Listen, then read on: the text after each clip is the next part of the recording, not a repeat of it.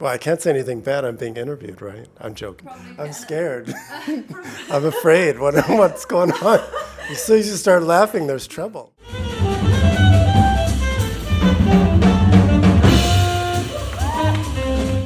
The audiences are different. They seem to be more fresh, open. I would say start by listening to singers. That's a good way to start for people. I think most people relate to music with words, right? Just so you understand what it sounds like and what the format is. And then gradually get used to listen to music without words. I think another thing is, so one difference between, of course, European music, I'll say classical music, and music of the Americas, that means jazz. That music has a certain amount of improvisation. So even R&B has improvisation. The rhythm section is, they're playing a language. They're not playing a set written music. So they're creating the music based on a language. And with that, they create the rhythm in which the harmony and the melody stay on top of. So if the audience listens to music with words, that's the first thing. But the rhythm section is not always playing the same thing. So once you get used to that, then you can start getting, so jazz is one step farther. Just a little bit. Practice as much as possible. I just want to say this for any jazz musician. I'll compare jazz to classical music. I would say jazz is sort of like, if you want to call it the classical music of the Americas. This is important just to explain for anyone practicing jazz. So classical music, meaning high art music, is basically something that has all the folk art forms are all inside of it. The music can happen at all tempos, all kinds of harmony, long form. Classical music has very, very long forms. So folk music is usually short, and it usually only happens at one tempo.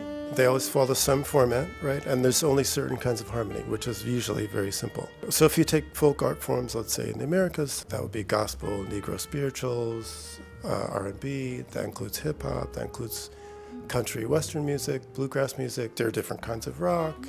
It only happens at certain tempos. There's certain kinds of harmony, certain kinds of melody. That's the difference between high art and folk music. So jazz would be the high art of, let's say, music of the Americas. It has everything in it. And you can play it at any tempo. The harmony can be infinitely complex. The reason why I'm saying this is because if you want to practice jazz, it's best to think about it in terms of that. It's not just about having a lot of technique and soloing. It's about understanding all these art forms. And once you get an understanding of that, you'll understand where your place is in the ensemble and what you need to do. So I would say for saxophone players, if you're trying to practice this music, I would say in general, you want to compartmentalize. So you want to think about working on melody, basically learning how to read chord changes, how to play over them, improvise over them, understand what they mean. There's a certain vocabulary that's attached to these things. Quick answer is just listening to a lot of different kinds of music. When I think of practicing, it's always a certain format. It's always rhythm, melody, harmony, and form, and instrumental technique. You have to deal with those 5 things. The thing about jazz is you're always, it's a combination between improvising, which improvising isn't really improvising because you're always dealing with language. It's mainly how you manipulate the language. And the more you understand it, the better player you'll be. The latest developments have been mostly rhythm. Late 40s, 50s, 60s, the main innovations were probably harmonic.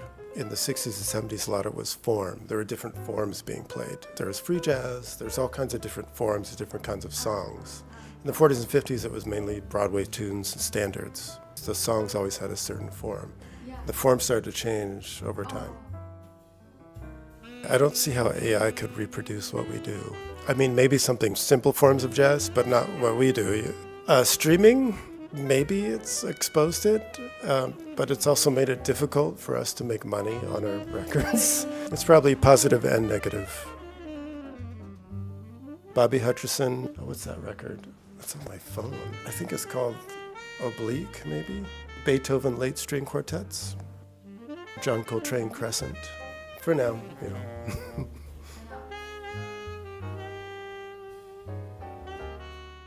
All right, thanks a lot. Great questions. Sorry they were long answers, but